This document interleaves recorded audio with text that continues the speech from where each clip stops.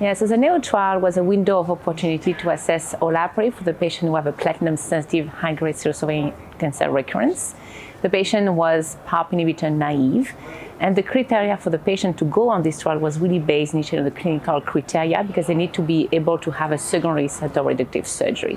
So the patient eligible for this trial had a mandatory baseline biopsy, then received olaparib as a neoadjuvant, and then underwent the surgical resection.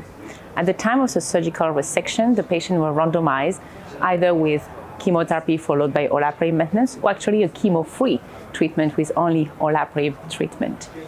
So this trial was performed several years ago, where actually PARP inhibitor was not offered for this patient in the first line.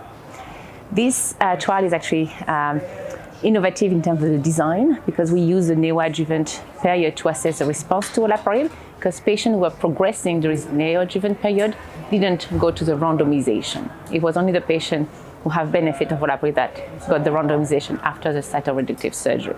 It was a very innovative design, which allowed to think that maybe a chemo-free approach may be an option for a very selected patient population. Because as part of this trial, we found that patient after surgical resection, there's no difference between the chemotherapy plus olaparib versus olaparib alone. So that is a very innovative approach, a pilot data set that need to be further investigated in larger clinical trials.